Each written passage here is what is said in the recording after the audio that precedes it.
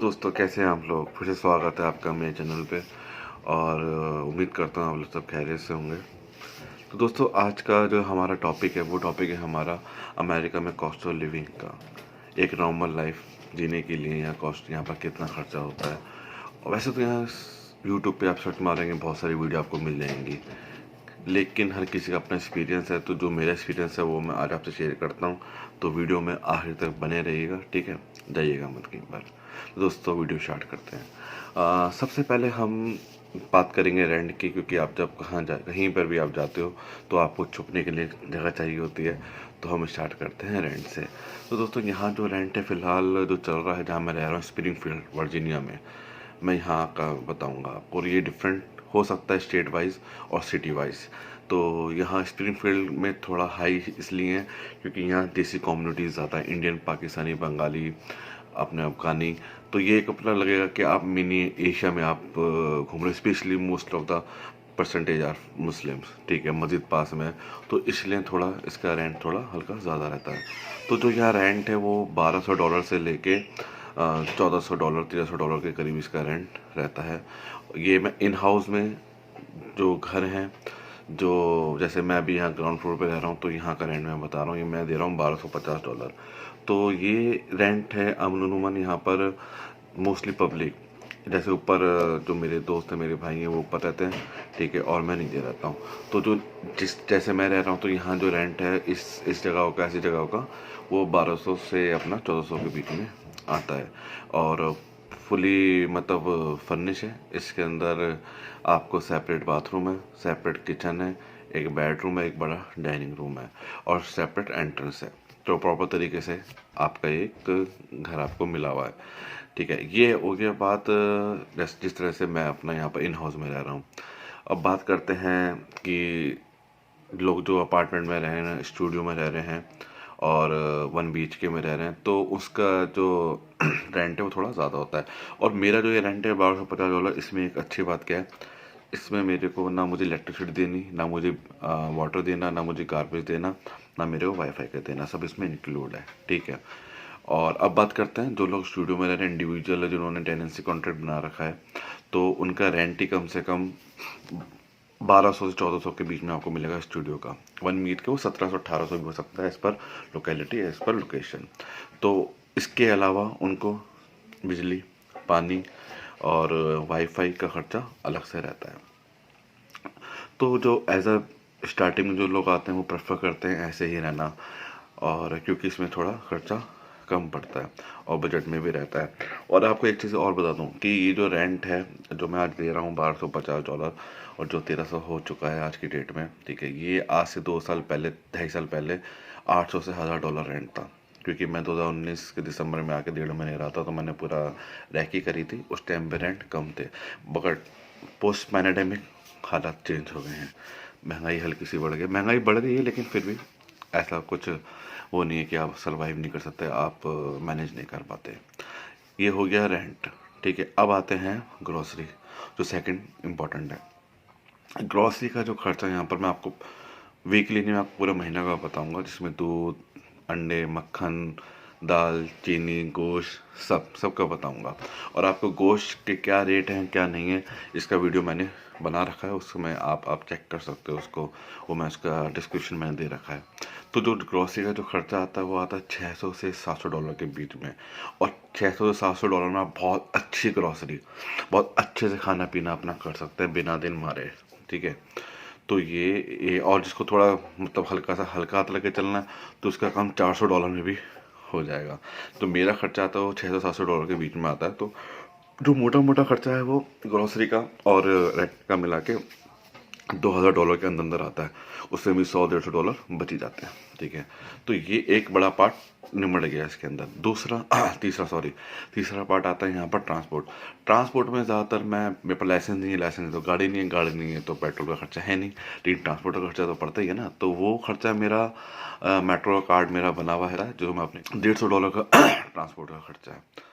इसके अलावा हाँ, मोबाइल बिल का जो खर्चा मिनिमम है, सॉरी, वो खर्चा बैठता है टोटल मिला के वाइफ और एक नंबर मैंने वाइफ को ले रखा है, एक नंबर मैंने अपना ले रखा है, तो दोनों खर्चा मेरा का $40 बैठ रहा है। $40 कुछ भी नहीं है। $40 में 5 GB डेटा उनको मिलता है, 5 GB मेरे को मिलता है, अनलिमिटेड कॉल्स हैं, अनलिमिटेड टेक्स्ट हैं। और आपको एक अच्छी बात बता दूँ यहाँ पर कि यहाँ आज भी लोग व्हाट्सएप से ज़्यादा टेक्स्ट ज़्यादा करते हैं। ठीक है, जैसे हम तो इंडिया में आज के टाइम में, मुझे पाकिस्तान का पता नहीं, लेकिन इंडिया में आपको पता होगा आज के टाइम में लोग टेक्स्ट कम करते हैं, व्हाट्सएप ज़्यादा करते हैं। लेकिन यहाँ आज भी लोग टेक्स्ट को ज़्यादा प्रेफरेंस देते हैं इंस्टेड ऑफ व्हाट्सएप। तो ये अच्छा लगा, मैं भी आजकल वही करता हूँ, जिनसे मुझे कभी कोई फ़ोन उठाता है मैं टेक्स्ट करता हूँ व्हाट्सएप की जगह। ठीक है, तो ये अपने 4 मोटे मोटे खर्चे हो गए। ठीक है, रेंट, ग्रॉसरी, और आपका मोबाइल बिल, और चौथा आपका ट्रांसपोर्ट। तो आपके कितने रुपए हो गए? 2000 रेंट एंड ग्रॉसरी, $200 की, सॉरी $150 आपका क्या हो गया ट्रांसपोर्ट, और $50 के अंदर आपका बिल। तो आपके $2200 आपके खर्चे मोटे मोटे हैं। ठीक है, ये आपको $2200 में आप अपना अच्छे से मैनेज कर सकते हो। ऐसा मैं उनकी बात कर रहा हूँ जो बिगिनर हैं यहाँ पर, जो अभी अभी आए हैं, ताकि बंदे को जितना गुड़ डालो उतना मीठा है। लेकिन मैं अच्छी जगह रह रहा हूँ। ठीक है, अच्छा डाइनिंग रूम है, अच्छा सब चीज़ें हैं, अच्छा सब कुछ माशाल्लाह। $2000 में मेरा मैनेज हो रहा है। तो टोटल जो मेरा खर्चा आता है वो 2200-2300 के, मतलब टोटल मिला के। हाँ, मिसलेनियस की अगर मैं बात करूँ, मिसलेनियस में देखिए खर्चा बल्कि उसी में से निकल जाता है, मैं अगर आपको बात कर रहा हूँ। लेकिन ये होता है कि मैं फिर भी कई बार खाने का दिल है, महीने में 1-2 बार या 2 या 3 बार, तो आपके $200 के अंदर वो काम निमट जाता है। तो मोटा मोटा ये मांगे चलिए कि आप 2000 से 2400 के बीच में एक फैमिली अच्छे से सरवाइव कर सकती है। बिल्डिंग तो खड़ी करनी नहीं है, अभी स्टार्टिंग है। ठीक है, तो और मैं अब देखिए, खर्चे तो मैंने बता दिए आपको। खर्चे कब पूरे होते हैं? जब कमाई होती है। अब कमाई क्या है मैं वही बता देता हूँ आपको। जॉब कर रहे हैं, जो मल्टीनेशनल कंपनीज में काम कर रहे हैं, जिनका पैकेज $1,00,000 का है, $1.5 लाख का है, $2 लाख का है, जिनका 80,000 का पैकेज है, 60,000 का पैकेज है, तो उनका फिर जैसा आपसे आपके खर्च, जिस हिसाब से इनकम होती है, हिसाब से लोग खर्चे भी करते हैं। लेकिन ये मैं आपको इसलिए बता रहा हूँ क्योंकि यहाँ अगर आप आते हो एज ए फर्स्ट, आप यहाँ पर आते हो और आप न्यू हो, तो उसका इतना खर्चा तो आप मान के चलिए, इतना खर्चा आपका होगा ही होगा। ठीक है, आपको एटलीस्ट 2500-3000 के बीच में कमाने ही पड़ेंगे। ठीक है, तो ये आप अपना मैनेज कर पाते हो। और यहाँ पर अब आ जाइए जो यहाँ पर और जॉब करते हैं। ठीक है, कोई रेस्टोरेंट में काम कर रहा है, कहीं कुछ दूसरी ग्रोसरी स्टोर में काम कर रहा है। ठीक है, जिसके पास अभी दूसरी तरह का वर्क परमिट नहीं आया है। ठीक है, मतलब मल्टीनेशनल कंपनी में काम करने का है, और या जो क्वालिफाइड नहीं है, तो वो लोग क्या करते हैं, वो लोग और जॉब करते हैं, जैसे ग्रोसरी स्टोर पे काम करना, रेस्टोरेंट में काम करना, बहुत है यहाँ पर आपको मिल जाएंगे। और तीसरा आपका मतलब कसाई की दुकान पे काम करना।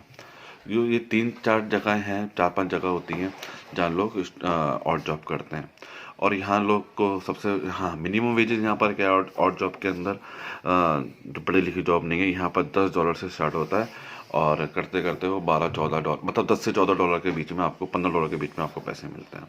तो आप अंदाज़ा लगा लीजिए, अगर $10 से $15 के बीच में मिलते हैं, तो आसानी से बंदा 2500 से 3000 के बीच में, अगर उसे आवर्स मिल रहे हैं, तो 2500 3000 के बीच में पैसे डॉलर कमा लेता है। तो अब आप लगा लीजिए 2500 3000 कमा रहा है, उसके लिए स्टार्टिंग में सर्वाइव करना कोई मुश्किल नहीं है। और एक और इम्पॉर्टेंट पार्ट है, वो है मेडिकल का। और जो बड़ी कंपनीज में जो जॉब कर रहे हैं कॉर्पोरेट कंपनीज के अंदर, मल्टीनेशनल कंपनी में, तो उनको वहाँ से इंश्योरेंस होता है, तो उसके अंदर उनका कवर होता है, उनकी सैलरी में से पैसे माइनस होते हैं। और दूसरा, जो यहाँ पर और जॉब कर रहे हैं, उनके पास इंश्योरेंस की फैसिलिटी होती है, वो $150 के अंदर, $200 के अंदर अपना इंश्योरेंस ले सकते हैं। ठीक है, पूरी फैमिली का।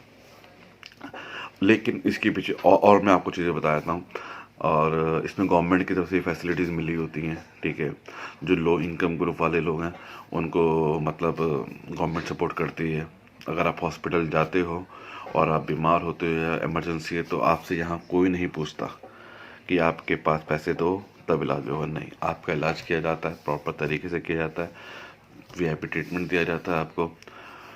उसके बाद आपसे पैसे की बात की जाती है। अगर आप पैसे देने के लायक हो तो आप पैसे दीजिए, और इसमें बहुत सारे एनजीओज इन्वॉल्व हो जाते हैं इसके अंदर, वो हेल्प कर देते हैं। अगर वो इन्वॉल्व नहीं हो रहे, आप उन्हें इन्वॉल्व करना नहीं चाहते, तो यहाँ पर और सबसे बेटर ऑप्शन क्या होता है कि आप महीने का आपको वो बांध देते हैं। आप $50 $25 जो भी आपको देना है आप उसको देते रहिए, ठीक है। ये एक अलग टॉपिक है मेडिकल का, उसमें मैं बहुत जल्दी वीडियो बनाऊंगा, ठीक है। ये डिपेंड करता है कि आप कितने पैसे मेरी वीडियो देते हैं और आगे इसको शेयर करते हैं। तो मेडिकल फैसिलिटीज़ के क्या ड्रॉबैक्स हैं, क्या फ़ायदे हैं, ठीक है। और ये जो एक्सपीरियंस है इंडिया से बेटर है या नहीं है, परचेजिंग पावर क्या है, मतलब और जो टॉपिक है यहाँ रहने के हिसाब से, वो मैं बनाऊंगा बहुत जल्दी और वीडियो अपलोड करूंगा। तो दोस्तों तब तक के लिए इजाज़त चाहता हूँ आपसे। और प्लीज़ जिन्होंने मेरी वीडियो नहीं देखी है, ठीक है, वो वीडियो को देखें, ठीक है। मेरे चैनल पे जाके जो मैंने बनाई है उनको शेयर करें, लाइक करें, सब्सक्राइब का बटन दबाना ना भूलें जो मेरे चैनल पे पहली बार आए हैं। तो तब तक के लिए इजाज़त चाहता हूँ दोस्तों। अल्लाह हाफिज़।